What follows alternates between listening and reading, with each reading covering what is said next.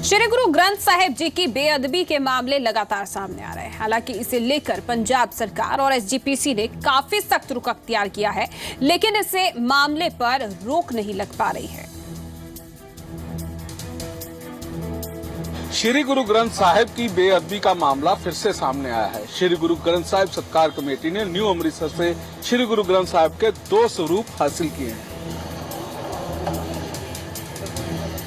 श्री गुरु ग्रंथ साहिब जी की बेअदबी के नए मामले न्यू अमृतसर से सामने आए हैं। यहाँ पर 2 घरों से श्री गुरु ग्रंथ साहिब सत्कार कमेटी ने श्री गुरु ग्रंथ साहिब जी के 2 स्वरूप हासिल किए। कमेटी को गुप्त सूचना मिली थी, जिसके आधार पर कार्रवाई की गई। इस दौरान युवक की पिटाई भी की गई।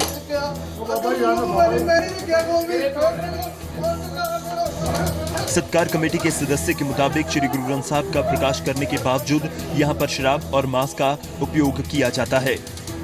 सानू पता लगा कि वीपी सिंह शराब का आदी है।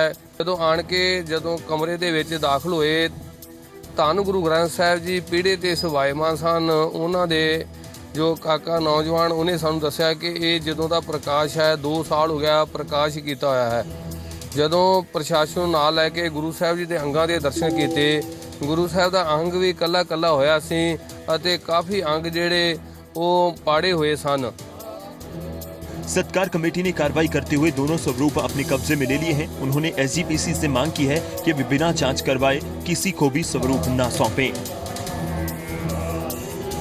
ਅਸੀਂ ਸ਼੍ਰੋਮਣੀ ਕਮੇਟੀ ਕੋਲੋਂ ਵੀ ਬੜੇ ਚਿਰ ਦੀ ਮੰਗ ਕਰਦੇ ਆ ਰਹੇ ਹਾਂ ਕਿ ਘਰਾਂ ਦੇ ਵਿੱਚ ਸ੍ਰੀ ਗੁਰੂ ਗ੍ਰੰਥ ਸਾਹਿਬ ਨਾ ਦਿੱਤੇ ਜਾਣ। ਇਹ ਸਾਰਾ ਕਸੂਰ ਸਾਡੇ ਜੋ ਸ਼੍ਰੋਮਣੀ ਕਮੇਟੀ ਧੰਨ ਗੁਰੂ ਗ੍ਰੰਥ ਸਾਹਿਬ ਜੀ ਰਾਮਸਰ ਤੋਂ ਲੋਕਾਂ ਦੇ ਘਰਾਂ ਦੇ ਵਿੱਚ 1100 ਭੇਟਾਂ ਲੈ ਕਰਕੇ ਕੋਈ ਵੀ ਵੈਰੀਫਾਈ ਨਹੀਂ ਕਰ ਰਿਹਾ। ਕੋਈ ਵੀ ਜਾਣਕਾਰੀ ਲੈ ਕਰਕੇ ਸ੍ਰੀ ਗੁਰੂ ਗ੍ਰੰਥ ਸਾਹਿਬ ਘਰਾਂ 'ਚ ਨਹੀਂ, ਗੁਰਦੁਆਰਾ ਸਾਹਿਬਾਂ 'ਚ ਹੀ ਕੇਵਲ ਪ੍ਰਕਾਸ਼ਮਾਨ ਹੋਣੇ ਚਾਹੀਦੇ ਹਨ। ਘਰਾਂ 'ਚ ਗੁਰੂ ਗ੍ਰੰਥ ਸਾਹਿਬ ਦਾ ਨਰਾਦਰ नहीं हो रहा। सत्कार कमेटी ने एसजीपीसी से मांग की है कि बिना जांच कराए श्री गुरु ग्रंथ साहिब के स्वरूप किसी को भी न सौंपे जाएं। अमृतसर से राजन गोसाई, जी मीडिया। चंडीगढ़ अंतर्राष्ट्रीय एयरपोर्ट से उड़ानें शुरू न होने पर कोर्ट ने केंद्र को कड़ी फटकार लगाते हुए जवाब तलब किया कि पंजाब हरियाणा के साथ ही सौतेला व्यवहार क्यों किया जा रहा है। लेकिन उड्डयन मंत्रालय ने सफाई दी है कि दोनों राज्यों को उनका हक बराबर मिल रहा है।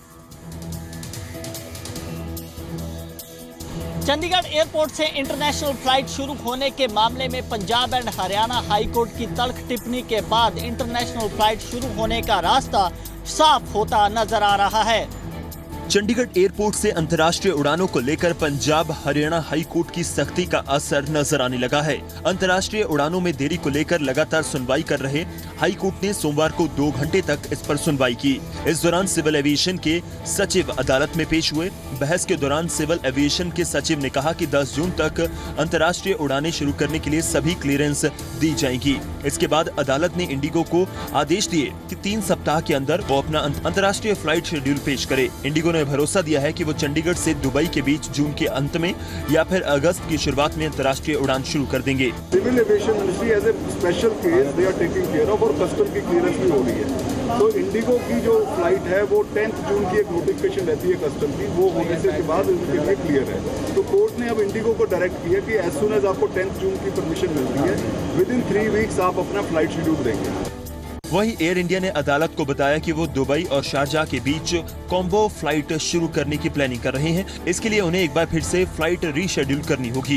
एयर इंडिया ने ये कहा है कि हमारी कॉम्बो फ्लाइट का शेड्यूल दिया था, उसमें कोई टेक्निकल प्रॉब्लम आ रही थी। जो जाने वाली फ्लाइट है उसका टाइम आगे कनेक्टिविटी में नहीं जुड़ रहा था। दे हैव सेड, उनका commercial officer was present at the court, उन्होंने कहा कि हम इसको रीशेड्यूल कर रहे हैं। दे आर प्लानिंग कि जैसे इनको 2 एयरक्राफ्ट मिलेंगे in winter schedule which start from October, they were planning कि यहाँ से दुबई या यहाँ से शारजाह 2 फ्लाइट्स वो स्टार्ट करेंगे। सिविल एविएशन के अधिकारियों का कहना है कि वो 10 जून तक कस्टम क्लियरेंस की फॉर्मेलिटी पूरी कर नोटिफिकेशन जारी कर देंगे, जबकि निजी एयरलाइंस का कहना है कि वो क्लियरेंस मिलने के 3 हफ्ते बाद इंटरनेशनल फ्लाइट शुरू कर देंगे। चंडीगढ़ से नेहा शर्मा के साथ रविंद्र सिंह, जी मीडिया, चंडीगढ़। मुरथल कथित गैंगरेप केस में एक और नया मोड़ आया है। अमाइकस क्यूरी ने आज हाई कोर्ट में दावा किया है कि मुरथल में जाट आंदोलन के दौरान रेप हुए थे। कथित मूर्थल गैंगरेप मामले में आज पंजाब और हरियाणा हाई कोर्ट में एक नया मोड़ आया है, जिसमें अमाइकस क्यूरी ने दावा किया है कि जाट आंदोलन के दौरान मूर्थल गैंगरेप हुआ था। अमाइकस क्यूरी अनुपम गुप्ता ने पंजाब हरियाणा हाई कोर्ट में कहा है कि मुरथल में गैंगरेप हुआ था और इसके उनके पास सबूत हैं। अमाइकस क्यूरी ने यहां तक दावा किया कि सुखदेव ढाबा मालिक ने प्रकाश सिंह, डीजीपी केपी सिंह और additional chief secretary Vijay Vardhan को दिए बयान में कई अहम खुलासे किए हैं। उनके मुताबिक ढाबा मालिक अमरीक सिंह ने बताया कि कुछ महिलाएं नग्न हालत में उनके ढाबे पर आई थीं और शरण भी ली थी। प्रकाश सिंह ने अपनी जांच रिपोर्ट में मुरथल में शर्मनाक घटना होने का जिक्र किया है। अमाइकस क्यूरी ने मीडिया रिपोर्ट्स का हवाला देते हुए कोर्ट में कहा कि इस मामले में प्रकाश सिंह, डीजीपी केपी सिंह और विजय वर्धन से भी एफिडेविट लेने चाहिए ताकि साफ हो सके कि वो ढाबा मालिक से मिले थे या नहीं। इसके दूसरी तरफ मुरथल केस की जांच कर रही एसआईटी ने कहा है कि ढाबा मालिक अमरीक सिंह ने रेप की किसी भी वारदात से साफ इनकार किया है। एसआईटी का कहना है कि उसने भी अमरीक सिंह से 6 घंटे पूछताछ की थी, जिसमें उसने रेप होने की कोई बात नहीं कही। बहरहाल इस मामले में अगली सुनवाई अब 1 जून को होगी। जिस तरीके से आज खुलासे हाई कोर्ट में हुए हैं, उन्होंने एक नया मोड़ जरूर दे दिया है और अब हाई कोर्ट ने इस मामले की सुनवाई जो है परसों तक टाल दी है और सारे मामलों की सुनवाई जो है हाई कोर्ट इकट्ठे ही करेगा। कैमरा पर्सन दीपक के साथ में शर्मा, जी मीडिया, चुटकुल। जाट आंदोलन की आहत के बाद से सरकार अलर्ट पर है। हरियाणा सरकार का कहना है कि आरक्षण के नाम पर सियासत करने वालों को किसी भी सूरत में बर्दाश्त नहीं किया जाएगा। जाटों की हुंकार के बीच हरियाणा के मुख्यमंत्री मनोहर लाल ने कहा है कि प्रदेश में कानून व्यवस्था बनाए रखने के लिए प्रशासनिक अमला मजबूत है। हरियाणा में जाट आंदोलन की आहट फिर से सुनाई देने लगी है। हाई कोर्ट के स्टे के बाद जाट लामबंद हो रहे हैं।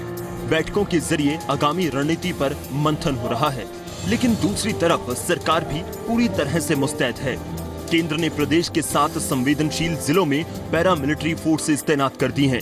हरियाणा के मुख्यमंत्री मनोहर लाल खट्टर ने भी साफ कर दिया है कि कानून व्यवस्था को बनाए रखने के लिए प्रदेश में प्रशासनिक अमला तैयार है। साथ ही उन्होंने कहा कि उन्हें भरोसा है कि 5 जून को जाट समुदाय शांतिपूर्ण धरना देगा। लॉ एंड ऑर्डर की स्थिति को बनाए रखने के लिए हमारी प्रशासनिक व्यवस्थाएं सब हमने मौजूद रखी हैं और मैं मानकर चलता हूं कि इस प्रकार की कोई बात इस बार नहीं होगी और शांतिपूर्वक जो भी 5 तारीख के धरनों की जो बात कही गई है, हमारी बातचीत भी उन लोगों से चली है और उन्होंने आश्वासन दिलाया है कि हम शांतिपूर्वक धरने करेंगे और शांतिपूर्वक अपनी बात को कहना, धरने देना ये समाज के किसी भी संगठन का अधिकार है। पिछली बार जाट आंदोलन के दौरान क्या कुछ हुआ, ये सब जानते हैं। हिंसा में प्रदेश को करोड़ों का नुकसान हुआ, कई लोगों की मौत हुई। ऐसे में सरकार नहीं चाहती कि इस बार भी कुछ ऐसी ही घटना हो, जिसके चलते सरकार की फजीहत हो और यही वजह है कि सरकार ने अभी से ही कमर कस ली है। चौधरी वीरेंद्र सिंह के नामांकन के दौरान मौजूद रहे हरियाणा के शिक्षा मंत्री ने कुछ इस अंदाज में जाट कार्ड खिला। बंधु सर छोटू राम के नाती चौधरी वीरेंद्र सिंह को आज राज्यसभा में दोबारा से हम नामांकन करने पूरा विधायक दल यहाँ है और जो लोग छोटी मोटी बात करते हैं उन सब से 5 जून का उनसे मेरा आग्रह है कि चौधरी वीरेंद्र सिंह का अभिनंदन करने के लिए इनके निवास पर दिल्ली पहुंचे। जाट सरकार को आंखें दिखा रहे हैं तो सरकार बातचीत के जरिए आगे बढ़ना चाहती है। ऐसे में सवाल ये है कि इस बार जाट समुदाय को सरकार कैसे हैंडल करती है। चंडीगढ़ से कुलवीर दीवान के साथ संदीप ओबरॉय, जी मीडिया। वहीं जाट आंदोलन पर जाट संगठनों में मतभेद की बात भी सामने आ रही है। आंदोलन को लेकर दोनों प्रमुख संगठनों ने अलग अलग तारीखों का ऐलान किया है। 5 जून को होने वाला जाट आंदोलन में ऑल इंडिया जाट संघर्ष कमेटी शामिल नहीं होगी। आरक्षण की मांग को लेकर जाट फिर से अलग अलग सुर अलापते नजर आ रहे हैं। इससे उनके एकजुट होने पर सवालिया निशान लग रहा है। यशपाल गुट 5 जून से आंदोलन का ऐलान कर चुका है, जबकि हवा सिंह सांगवान गुट का कहना है कि अभी कानूनी लड़ाई लड़ने का वक्त है। उन्होंने हाई कोर्ट के फैसले को सुप्रीम कोर्ट में चुनौती देने की भी तैयारी की है। साथ ही सरकार को राजधर्म निभाने की नसीहत भी दी है। देखो 5 जून को हम शामिल नहीं होंगे क्योंकि अभी वक्त है कानूनी लड़ाई लड़ने का और कानूनी लड़ाई कानून से लड़ी जाएगी और लट से नहीं लड़ी जा सकती।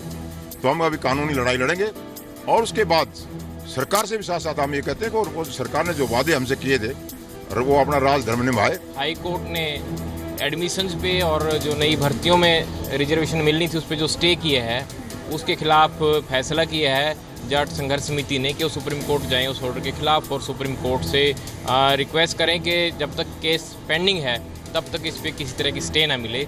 हवा सिंह सांगवान ने कहा है कि 21 जुलाई तक सरकार के रुख का इंतजार किया जाएगा। अगर सरकार राज्य धर्म नहीं निभाती है तो फिर सड़कों पर उतरकर संघर्ष शुरू कर दिया जाएगा।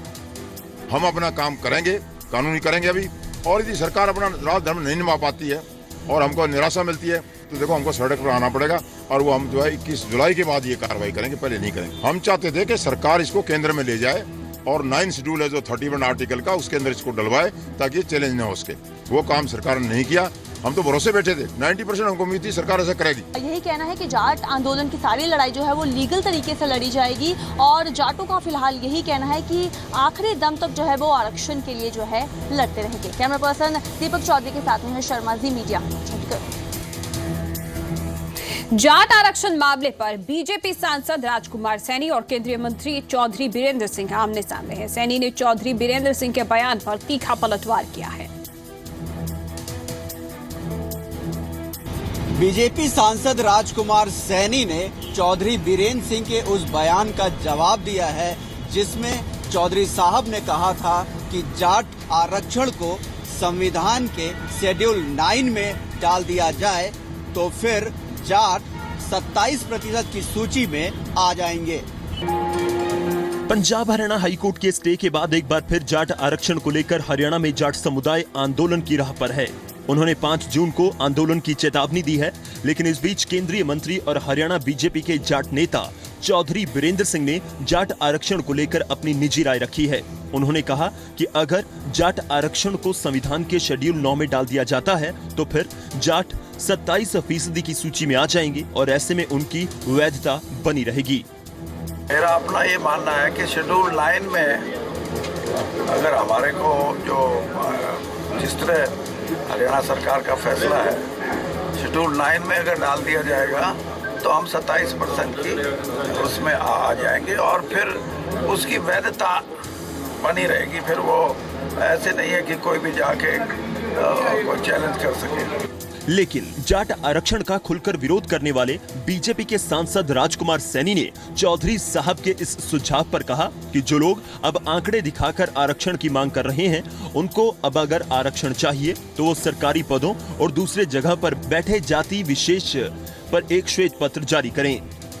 मुझे लगता है कि परसेंट बता करके अगर वो परसेंट बता करके इसके रिजर्वेशन का की वकालत करते हैं तो वो एक श्वेत पत्र जारी करके प्रदेश की सर्विसेज में वो कितने परसेंट है उनके पास कुछ कमी है तो मुझे लगता है कि जो उनकी पहले पूर्ति करेंगे। अन्यथा अगर ज्यादा ले रखी है किसी ने तो उसकी वो समाप्त होनी चाहिए। राजकुमार सैनी लंबे समय से पार्टी लाइन से हटकर बयान दे रहे हैं। जाट आरक्षण को लेकर उनके तेवर तल्ख हैं। एक बार फिर उन्होंने अपने ही पार्टी के नेता के बयान का जवाब दिया है। रोहतक से राज टाकिया के साथ हरे राम मिश्रा, जी मीडिया, हिसार।